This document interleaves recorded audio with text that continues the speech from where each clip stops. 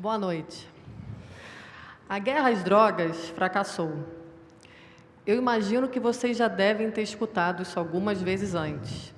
Mas quando eu comecei a trabalhar com esse tema, há 10 anos atrás, quase ninguém falava sobre isso. Eu certamente não sabia nada sobre isso tampouco. Eu trabalhava com temas de violência e segurança pública e fui chamada para participar de uma iniciativa regional que queria mudar a política de drogas aqui na América Latina. Eu aceitei e embarquei numa jornada de aprendizado com muitas outras pessoas, onde eu acabei aprendendo sobre diversos temas da nossa sociedade. E por quê?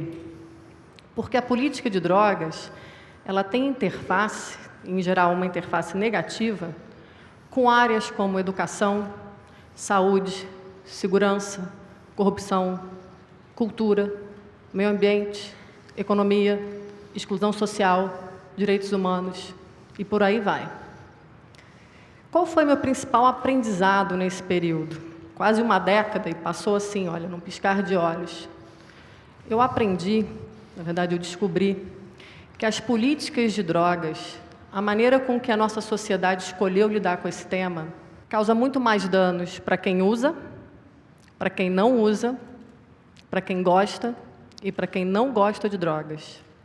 Nesse caso, o remédio que a gente está usando é muito pior do que a doença que a gente quer combater. E a gente precisa mudar essa abordagem.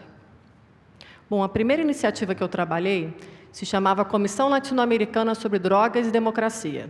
Ela foi criada em 2008 pelos ex-presidentes do Brasil, Fernando Henrique Cardoso, da Colômbia, César Gaviria, e do México, Ernesto Zedillo. Em 2011, esse grupo se tornou uma comissão global de políticas sobre drogas, e também era formado por ex-presidentes, autores consagrados, ex-secretário-geral das Nações Unidas, empresários. Entre 2008 e 2016, eu fui secretária executiva desses dois grupos e pude ver de perto, mundo afora, o que funcionou e também o que não funcionou em matéria de políticas de drogas. E aí eu volto para o meu primeiro ponto. Por que a gente diz que esse sistema internacional de controle de drogas, que deu origem ao que hoje a gente chama de guerra às drogas, por que fracassou? Ele partiu de uma premissa equivocada. Na época, o objetivo era erradicar as drogas do planeta. E eu preciso dizer a verdade, isso nunca vai acontecer. Podemos discutir até os motivos depois. Nesse momento, a ideia era reduzir a oferta por meio da repressão, para que os preços das drogas subissem e a demanda fosse impactada. Na verdade, o contrário aconteceu. A gente viu que o consumo aumentou nas últimas décadas, o preço das drogas caíram, a violência se espalhou por diversos países, em especial os países que são rota de tráfico, e o crime organizado lucra como nunca, às custas de toda essa situação. Além dessas consequências, tivemos outros, chamados efeitos colaterais negativos dessa guerra às drogas, como, por exemplo, encarceramento em massa, corrupção de agentes públicos, violações de direitos humanos, contaminação de doenças infecciosas, os usuários de drogas contraem HIV e outras doenças evitáveis. Dentro disso tudo, se hoje fôssemos começar do zero e construir um novo sistema internacional de controle de drogas, eu posso dizer que o conhecimento que nós temos, ele seria totalmente diferente do que ainda vigora hoje.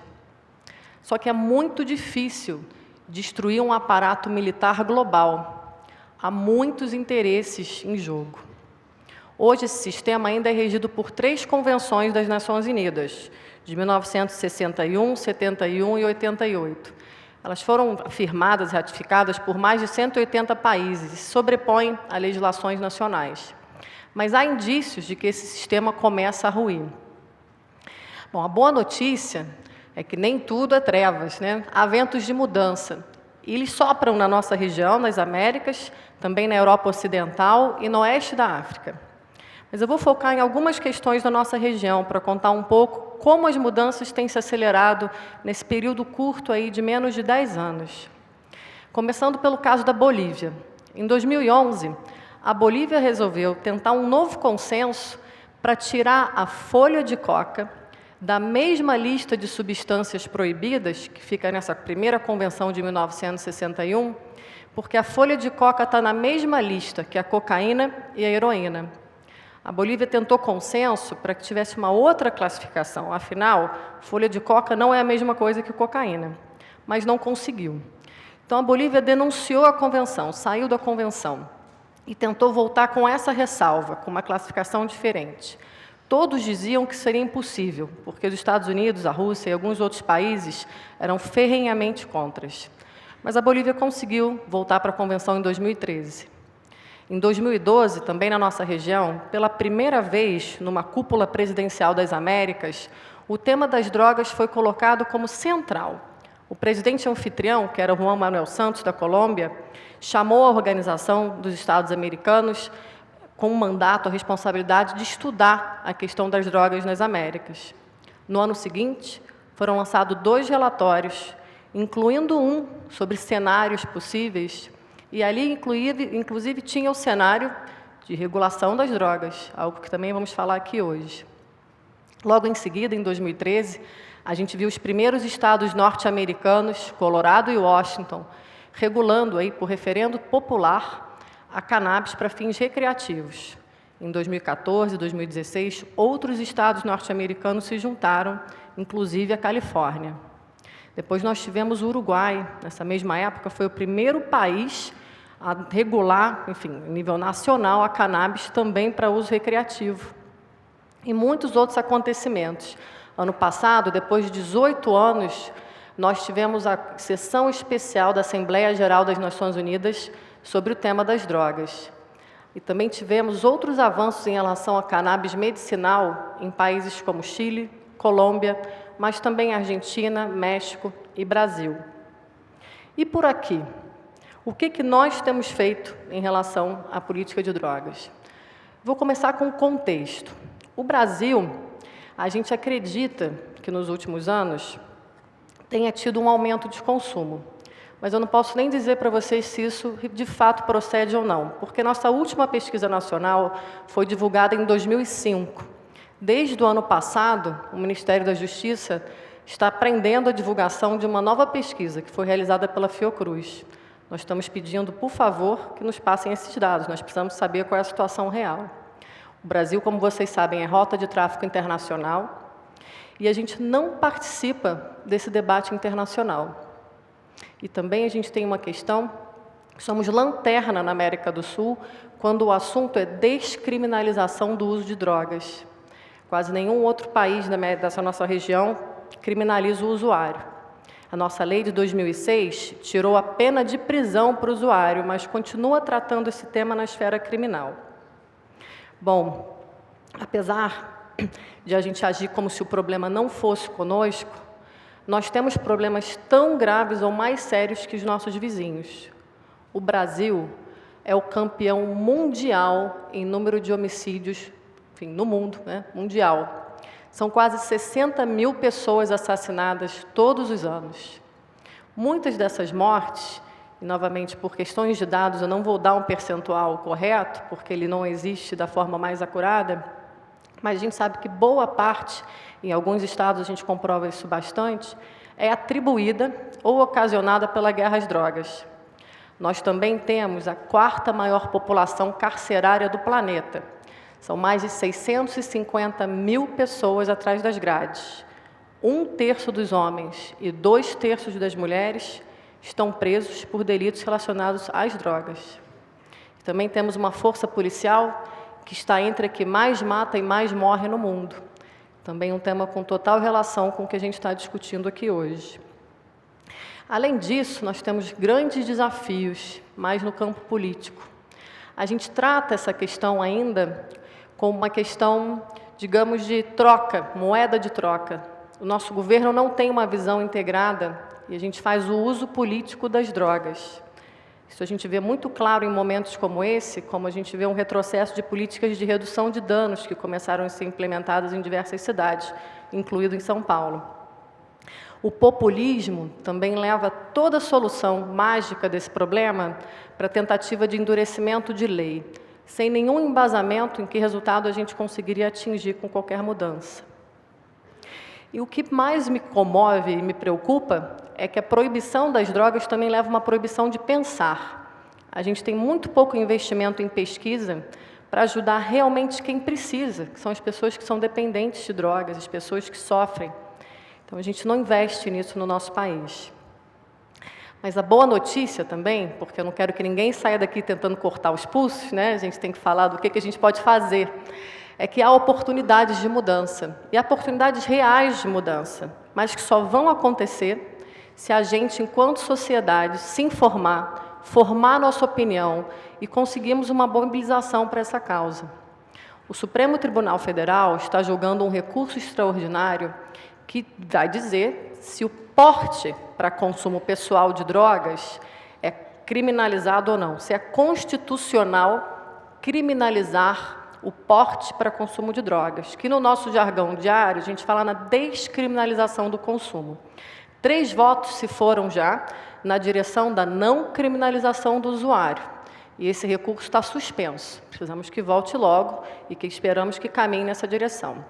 A gente viu também que a Anvisa, o Ministério Público Federal, com muita pressão da sociedade, tem avançado, ainda que timidamente, na regulação da cannabis medicinal, principalmente quando a gente pensa síndrome de Dravet, crianças com epilepsias sérias.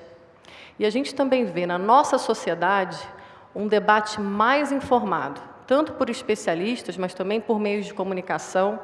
Eu diria que hoje a gente avançou muito em conhecimento, em formação de opinião. Certamente, desde quando eu comecei nesse tema, é uma revolução. Eu já consigo ver essa revolução. Então, olhando para o futuro, quais seriam os princípios que a gente poderia estar se norteando? Obviamente, isso é na minha opinião, quando a gente pensa em políticas de drogas mais humanas e mais eficientes. O primeiro deles é a saúde e a segurança da população tem que estar como prioridade máxima de qualquer política de drogas. E para isso acontecer, a gente precisa, de fato, tirar a justiça criminal para a saúde pública conseguir entrar como uma abordagem. Um segundo princípio é que a repressão, que vai continuar existindo, mas ela precisa ser focada no crime organizado e no tráfico de drogas violento. Nós precisamos desmantelar essas organizações criminosas, minar o poder, tirar o lucro delas. Mas precisamos entender que também olhar diferente para outros escalões dessa cadeia, oferecendo penas alternativas para pessoas que transportam ou que participam de atividades não violentas nesse processo. A gente vai precisar fazer escolhas. A gente prende menos do que 10% dos homicídios nesse país. Enfim, são escolhas difíceis, não são escolhas fáceis. E um terceiro princípio que eu acho que a gente tem que colocar na mesa é que nós vamos precisar discutir a questão da regulação dos mercados de drogas. Porque o governo e a sociedade precisam estar no controle, e não o crime organizado. Porque o crime não tem preocupação com a minha saúde, dos meus filhos, nem com a de vocês. Eles não estão importando com quem usa, o que usa, quando usa, onde usa, o que é essa substância, nada disso. E para finalizar, eu ofereço uma ideia de o que seria uma agenda inicial de políticas de drogas para o nosso país. O que a gente pode fazer hoje, sem controvérsia? Tudo que eu vou falar aqui acontece em diversas partes do mundo. Há bastante conhecimento para estar embasando e o Brasil não precisaria sair das convenções internacionais. O primeiro passo, que eu já falei, mas tirar o usuário de drogas da esfera criminal. E isso a gente precisa também fazer junto com criação de critérios objetivos para separar uso e tráfico.